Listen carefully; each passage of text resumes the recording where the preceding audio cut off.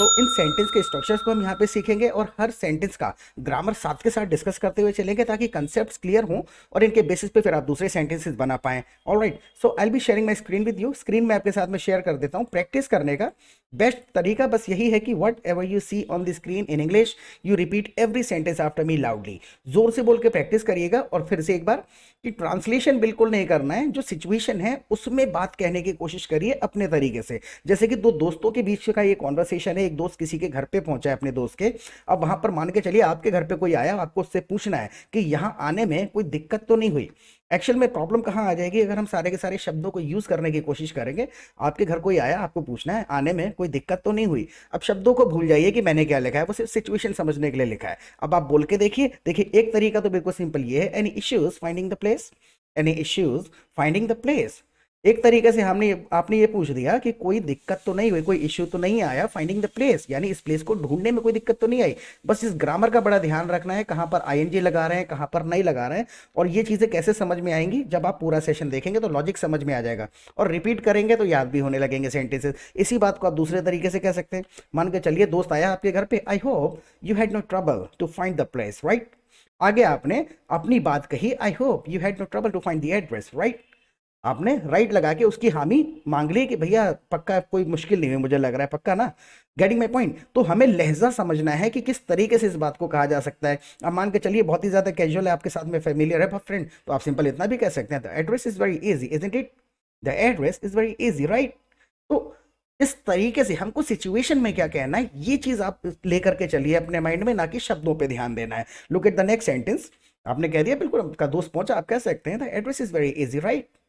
तो उसने उसकी हामी ले लिया आपने और एक तरीके से पूछ भी लिया। अगर दिक्कत आई होगी तो वो बता देता, नहीं यार it was way too difficult to find your address, right, it was difficult to find your address. Now बिल्कुल नहीं, आपके घर का रास्ता बिल्कुल सीधा है। अब दोस्त रिप्लाई कर रहा है कि आपके घर का रास्ता तो बिल्कुल सीधा है। अब आपको किसी को बताना पड़े यार वो तो स्कूल का रास्ता तो बिल्कुल सीधा है, अरे सीधे जाओ, कॉलेज तो बिल्कुल पास में है, कोई टेढ़ा मेढ़ा एड्रेस थोड़ी है, बिल्कुल सीधा है।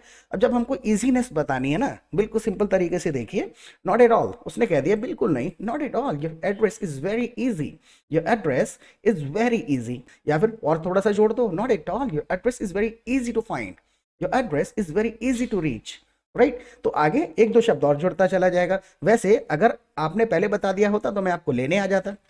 अब हमारे मेहमान आते हैं अक्सर तो हम उनको ये आश्वासन देते हैं, आपने पहले बता दिया होता तो मैं आपको लेने आ जाता। छोटी मोटी ग्रामर है, ग्रामर को बिल्कुल भी सीरियसली लेना नहीं है क्योंकि 50 से ज्यादा रूल्स नहीं है, 50 रूल्स हैं पूरी लिटरल ग्रामर मिला करके, राइट। ये सेशंस आप देखेंगे खुद से, आप जब सुनेंगे बार बार तो समझ में आ जाएगा, अच्छा ये वाली ग्रामर है, ये प्रीपोजिशन यूज हो रहा है, ये एडवर्ब वगैरह यूज हो रहा है, right. Look at the answer. देखिए वैसे आपने बता दिया होता तो मैं आपको लेने आ जाता। देखिए वेल का इस्तेमाल कर सकते हैं, well if you had told me earlier, if you had told me before का भी इस्तेमाल कर सकते हैं। आपने बता दिया होता, if you had told me before, if you had told me earlier I would have come to pick you up. मैं आ गया होता तो I would have come to pick you up, मैं आपको लेने आ गया होता। देखिए इस लेवल की भी अगर आपको ग्रामर समझ आती है तो प्लीज बता दीजिएगा कि आई अंडरस्टैंड द ग्रामर, और अगर नहीं समझ में आती है तो कमेंट सेक्शन में प्लीज बता दीजिएगा ताकि हमको पता चले, फिर मैं इनको और डिटेल में समझाना शुरू कर दूंगा कि यहाँ पर वुड हैव क्यों लगा रहे हैं, उसके बाद टू क्यों लगा रहे हैं, फर्स्ट फॉर्म क्यों लगा रहे हैं, राइट। क्योंकि आप ही के लिए तो वीडियोस बनाते हैं, तो आपको नहीं समझ में आएंगे तो क्या फायदा, राइट। तो आप बता दीजिएगा इसमें से कितना समझ में आता है, कितना कहाँ प्रॉब्लम आती है या नहीं आती है। Okay, look at the next sentence. So पहला क्या था, well if you had told me earlier I would have come to pick you up, मैं आपको लेने आ जाता। अरे कोई बात नहीं। अब देखिए मान के चलिए किसी ने हमको इस तरीके का सेंटेंस बोला तो हम उससे कहते हैं अरे यार कोई बात नहीं मैं पहुंच गया, राइट। तो जो कोई बात नहीं है, देखिए एक्सप्रेशन है, कोई सेंटेंस थोड़ी है। नो वरीज, आपने कह दिया नो वरीज। एक मान के चलिए कि कोई बहुत ही ज्यादा एक फॉर्मेलिटी शो कर रहा है, आप कह सकते हैं अरे don't bother, don't bother, no worries, not at all, it's easy, it's okay. 100 चीजें कही जा सकती हैं। तो सिचुएशन में क्या कहना है ये सीखना होता है, ना कि शब्दों का ट्रांसलेशन सीखना होता है, राइट। मैं तो कई बार आपके घर आ चुका हूं, मैं कई बार आपके घर आ चुका हूं, सही। बिल्कुल सिंपल शब्दों में बोल के देखिए, I been to your house several times before, I have been to your house. अब देखिए वही वाला है, मैं कहीं गया हूं तो I been to Delhi, I been to Mumbai, I been there, I been here. तो I have been to your house several times before, मैं आपके यहाँ कई बार पहले भी आ चुका हूँ। सेवरल टाइम्स की जगह पर आप मेनी टाइम्स लगा दिया, I been to your house many times before, right. तो ये इंटरचेंजेबली यूज होते हैं। Look at the next sentence, आप बहुत टाइम पहले आए थे, और दो सेंटेंसेस हैं, आप बहुत टाइम पहले आए थे, मुझे लगा कहीं आप रास्ता ना भूल गए हों। इस प्रकार के सेंटेंसेस आते हैं। तो एक्चुअल में क्या है, हमारे हिंदी के शब्दों का ही मीनिंग कुछ और होता है। शब्द शब्द होते हैं, फीलिंग जा रही है उनसे, लेकिन अगर हम उनका विश्लेषण करें अपने हिंदी के सेंटेंसेस का, तो वो भी बहुत ज़्यादा कंफ्यूजिंग है। लेकिन सिचुएशन के हिसाब से हमको रट गए कि इस सिचुएशन में ये बोल देना होता है। तो वही आपको इंग्लिश में थोड़ा सा एडॉप्ट करना पड़ेगा। और वो आएगा कैसे, देखिए इसका बिल्कुल सिंपल सा एक लॉजिक है कि सबसे पहले तो अगर आप हमारे चैनल पर पहली बार आए हैं तो प्लीज़ चैनल को सब्सक्राइब जरूर कर लीजिएगा, और नोटिफिकेशन बेल आइकन को साथ में दबा दीजिएगा, क्योंकि लगभग रोजाना एक वीडियो अपलोड करते हैं। जैसे ही हमारा वीडियो अपलोड हो आपको नोटिफिकेशन मिल जाया करेगा। और अगर पहली बार वीडियो देख रहे हैं तो चैनल को जरूर एक्सप्लोर करिएगा। 200 से ज़्यादा वीडियोस ऑलरेडी अपलोडेड है, जिसमें कॉन्वर्सेशन सेशंस हैं, ग्रामर को बड़ा डीपली समझाया हुआ है, सेंटेंस स्ट्रक्चर्स हैं। 10-12 सेशन आप देखेंगे तो आपको लॉजिक समझ में आने लगेगा, ट्रांसलेशन की आदत छूटने लगेगी जब इस तरीके से प्रैक्टिस करेंगे। और दूसरा, आप हमारी लाइव क्लासेस भी अटेंड कर सकते हैं। लाइव क्लासेस के जो असली फायदे हैं वो ये है कि सबसे पहले तो हम आपको अपने कम्युनिटी, अपने ग्रुप में ऐड कर लेंगे, जहां पे आप दूसरे पार्टिसिपेंट्स के साथ रियल सिचुएशन में प्रैक्टिस कर पाएंगे। रियल सिचुएशन का मतलब है लाइफ से रिलेटेड सेंटेंसेस बोल पाएंगे।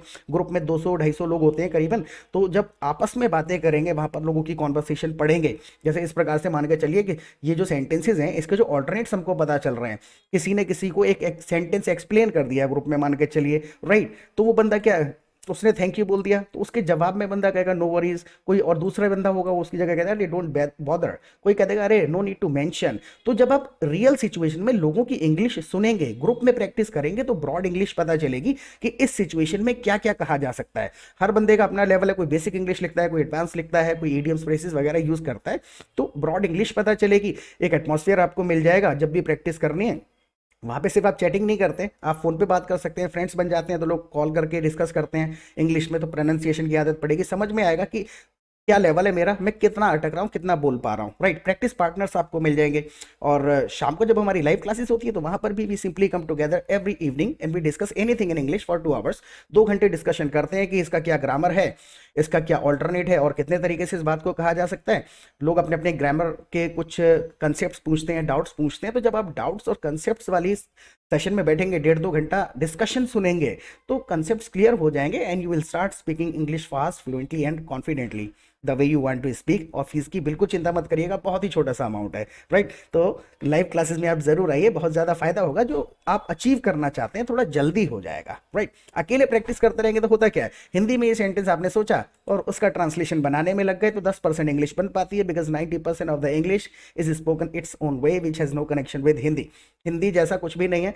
मैच मिलान करेंगे, या हिंदी को इंग्लिश में ट्रांसलेट करिए या इंग्लिश को हिंदी में करिए, दोनों में से एक सेंटेंस तो खराब सा लगेगा। 10% है जो हिंदी भी अच्छी लगेगी और इंग्लिश भी अच्छी लगेगी। What the point, let's get back to it now. Subscribe please कर लीजिएगा। ओके, आप बहुत टाइम पहले आए थे और मुझे लगा कि कहीं आप एड्रेस भूल ना गए हों। देखिए बिल्कुल सिंपल सा सेंटेंस है, बहुत टाइम पहले आए थे, but you came a long time ago.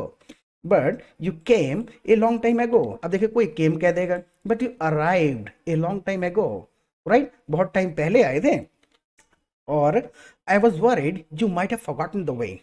मुझे लगा, मुझे डर था, ये देखिए मुझे लगा, I thought you might have forgotten the वे। आप ऐसी भी कह सकते हैं। एग्जैक्ट फीलिंग क्या थी कि मुझे डर था जब मेरे घर कोई आ रहा था, कहीं यार रास्ता ना भूल गए हो। तो I was worried you might have forgotten the way. तो you, I thought, I worried, I was afraid, कुछ बहुत सारी चीजें यूज की जा सकती हैं। तो ये पता कैसे चलेगी, जब आप ग्रुप में प्रैक्टिस करेंगे। कोई वरीड लिखेगा, कोई थॉट लिखेगा, कोई कहेगा I was afraid you might have forgotten the way, right. So ये ऑल्टरनेट सीखना बहुत ज्यादा जरूरी है कि एक बात को किस तरीके से कहा जा सकता है। Look at the next sentence.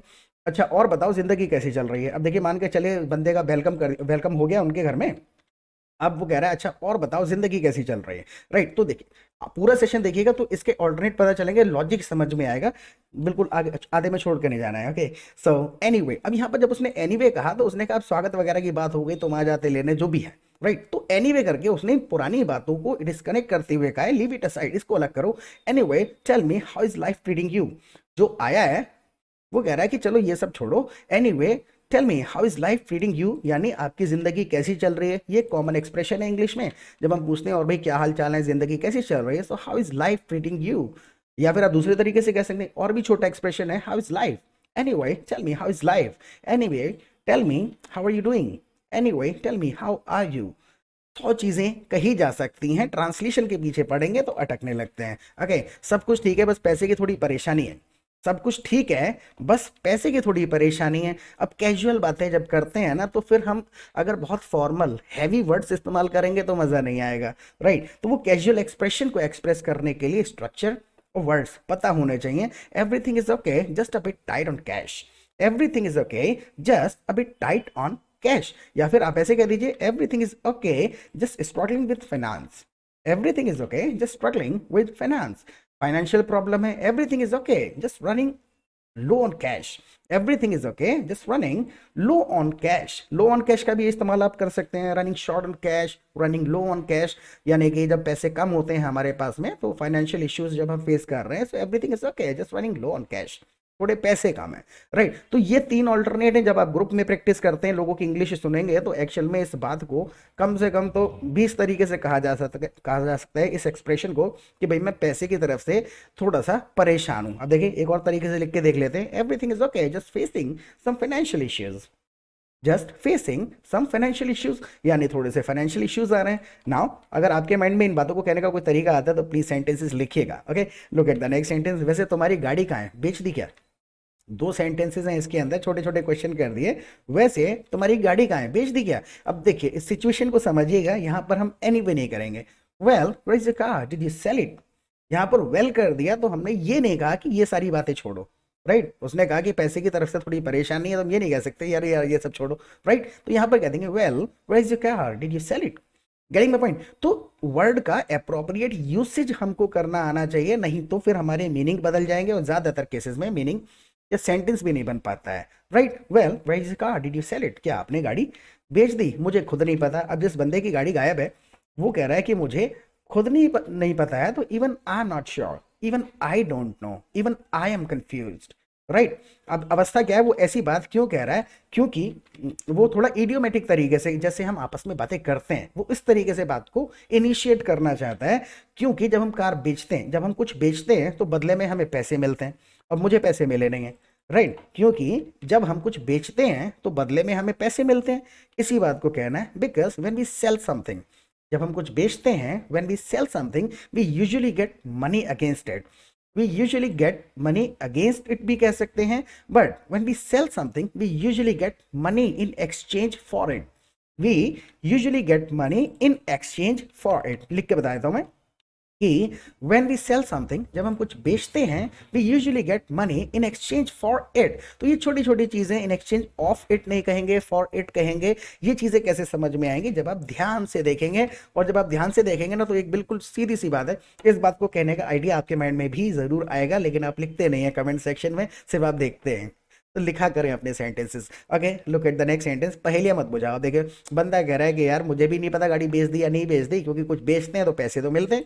दूसरा दोस्त कह रहा है यार पहेलियां मत बुझाओ। देखिए, कितने तरीके से कह सकते हैं इस चीज को आप, डोंट पजल मी। बिल्कुल सिंपल, उसने स्ट्रेट सेंटेंस बोल दिया कि डोंट पजल मी, मुझे पहेलियां मत बुझाओ। दूसरे तरीके से कह सकते हैं, don't play the riddles.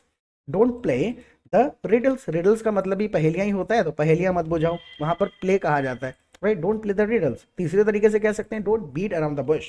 Don't beat around the bush, ये अपने आप में एक इडियम है बना बनाया, कि बातें गोल गोल मत घुमाओ। Don't beat around the bush, right. Look at the next sentence. गाड़ी चाचा ले गए और पैसे दे नहीं रहे। तो बंदा क्यों कह रहा है कि पता नहीं बेची है या कहाँ गई? क्योंकि गाड़ी चाचा ले गए और पैसे नहीं दे रहे हैं। He didn't get the money in exchange for it, so he is not sure whether he sold the car और it has been stolen, right. Look at the answer. Uncle took the car, uncle car ले गए, and now he is not paying me the money. Uncle took the car and now he is not paying me the money. अब देखिए, यहां पर take का मतलब तो लेना होता है। जब सिचुएशन में बातचीत चलेगी तो समझ में आएगा कि ले जाने के लिए भी यही होता है। So uncle took the car and now he is not paying me the money. लेकिन अगर हम इंडिविजुअल सेंटेंसेस का ट्रांसलेशन करते रहेंगे, बैठ के सोचते रहेंगे, तो डबल मीनिंग निकल के आएंगे, कभी कभी मीनिंग निकल के नहीं आएगा, तो समझ नहीं आएगा, राइट। इसलिए कम्युनिटी को ज्वाइन करिए, लोगों की इंग्लिश को सुनिए, रियल सिचुएशन में बातें करिए। 2 घंटे अकेले प्रैक्टिस करने से बढ़िया है किसी से 10 मिनट रियल सिचुएशन में बात कर लेना। Now look at the next sentence. तुम आना जाना कैसे करते हो? जैसे गाड़ी चली गई है, तो तुम आना जाना कैसे करते हो? देखिए, आना जाना कैसे करते हो, बिल्कुल सिंपल है, गेट अराउंड का इस्तेमाल कर सकते हैं। How do you get around then? How do you get around then? एक तरीका हो गया, आप ऐसे कह दीजिए how do you travel then. ये थोड़ा फॉर्मल सा अजीब सा हो जाएगा सुनने में, लेकिन ठीक है, ग्रामेटिकली ठीक है भाई, आना जाना कैसे करते हो, how do you manage then. बिल्कुल सिंपल, अगर रियल सिचुएशन में उससे संबंधित बातचीत चल रही है तो how do you manage then, right. How do you get around then, यानी कि अपना जो आना जाना होता है नॉर्मली आना जाना ही है, how do you get around then, आसपास जहां भी जाते हो कैसे जाते हो, simple. Look at the next sentence. ज्यादातर तो हम कहीं जाते नहीं हैं, ज्यादातर तो हम कहीं जाते नहीं हैं, लेकिन कहीं जाना ही पड़े तो किराए की गाड़ी ले जाते हैं। दो सेंटेंस छोटे छोटे थोड़ा एम्फेसाइज करके कहा गया है दूसरे सेंटेंस में। देखिए, usually we don't go anywhere, ज्यादातर हम कहीं नहीं जाते, लेकिन अगर कहीं जाना ही पड़े, लेकिन अगर कहीं जाना ही पड़े तो किराए की गाड़ी लेकर जाते हैं। बिल्कुल सिंपल। देखिए यहां पर थोड़ा एम्फेसाइज जब कर रहे हैं तो कहीं जाना ही पड़े, ये इन चीजों की ट्रांसलेशन नहीं ढूंढनी होती, इनके लिए शब्द होते हैं। देख बिल्कुल सिंपल तरीके से, but if we really need to go somewhere, but if we really need to go somewhere we rent a car. हम किराए की गाड़ी लेकर के जाते हैं। देखिए इसमें कितने सारे शब्द हैं, but we really need to go somewhere we rent a car. हम गाड़ी किराए की लेकर के जाते हैं। Getting my point. तो ये चीजें समझने के लिए you will have to talk in real situation. Now look at the next sentence. ये तो बहुत महंगा पड़ता होगा, अब यहाँ अंदाजा लगा रहे हैं, ये तो बहुत महंगा पड़ता होगा, तो होगा, होगी, चुका चुकी, रहा रही, ये कुछ भी नहीं, इस चीज से ही बाहर निकलना है। अब ऑलरेडी आपको इंग्लिश आ चुकी है, जहाँ जिस हद तक, जब तक आप रहा रही चुका चुकी से जैसे जैसे आप बाहर निकलेंगे उतना ही ज़्यादा आप एक्सपीरियंस करेंगे, फील करेंगे कि इंप्रूवमेंट आ रहा है, फ्लुएंसी आ रही है। चुका चुकी रहा रही है, वही एक अकेला बैरियर है जो फ्लुएंसी के बीच में लगा हुआ है। अदरवाइज समझ में आ रही है तो ऑलरेडी यू नो इंग्लिश ना, पहले आती है आपको ना। Look at the answer. ये तो बहुत महंगा पड़ता होगा, this must be very expensive, right. तो लास्ट में हमने क्या करा, अपना सेंटेंस बोला, क्योंकि ये हिंदी को समझिए, इसमें हम हामी वाला क्वेश्चन कर रहे हैं, जो मैं कह रहा हूँ ऐसा होगा, राइट। ये तो बहुत महंगा पड़ता होगा, राइट। तो जब अपनी हामी वाला क्वेश्चन है, this must be very expensive, right, ये आपको ज्यादा महंगा पड़ता होगा। लिटरल ट्रांसलेशन है ही नहीं इसका, हम इस चक्कर में लग जाएंगे, होगा कि क्या इंग्लिश है। तो इसी चीज से बाहर निकलना है। Look at the next sentence, this is the last point. महंगा भी पड़ता है और हमें ड्राइवर के हिसाब से प्लान भी करना पड़ता है। महंगा तो पड़ता ही है, साथ ही साथ हमें ड्राइवर के हिसाब से प्लान भी बनाना पड़ता है कि भाई उसको लेके जाएंगे तो फिर हमें लौटना भी है इस समय में। अपनी गाड़ी होती है तो जब जब मन हुआ तब चल देते हैं, राइट। तो महंगा भी पड़ता है और हमें ड्राइवर के हिसाब से प्लान भी करना पड़ता है। बिल्कुल सिंपल, दो छोटे छोटे सेंटेंसेज हैं। आप इसमें एज वेल एज का भी इस्तेमाल कर सकते हैं, ऑल्सो का भी इस्तेमाल कर सकते हैं, टू का भी इस्तेमाल कर सकते हैं। पता होना चाहिए फिट कहाँ पर करना है, right. Look at the answer. Yes it's costly, पड़ता तो है costly, yes it's costly, as well as we have to plan our trip according to the driver's schedule. Drivers, यह my mother's name my father's name वाला comma ऊपर लगा हुआ है, driver के शेड्यूल के हिसाब से। यस इट्स कॉस्टली, कॉस्टली तो पड़ता है। As well as we have to plan our trips according to the driver's schedule, right. या फिर आप ऐसे कह सकते हैं, yes it is costly and we also have to plan our trips according to the driver's schedule, right. तो also कहाँ लगेगा, टू कहाँ लगेगा, एज वेल एज कहाँ लगेगा, ये बहुत सारी चीजें हैं, लेकिन 300 करीबन स्ट्रक्चर्स हैं और 50 ग्रामेटिकल रूल्स हैं। ये चीजें आपको आदत में डालनी है, पता आपको पहले से है। ओके, आदत में कैसे आएगी, जब आप रियल सिचुएशन में बोलेंगे, पढ़ेंगे, एटमॉस्फेयर में समय बिताएंगे, समझ आ जाएगा, ज़्यादा समय नहीं लगेगा। सो इस सेशन के बारे में प्लीज़ फीडबैक दीजिएगा कि इससे थोड़ा बहुत आपको हेल्प मिली या नहीं मिली, और प्लीज़ फीडबैक दीजिएगा। ओके, और प्रैक्टिस करते रहें, फिर मिलेंगे एक नए सेशन के साथ। Till then bye.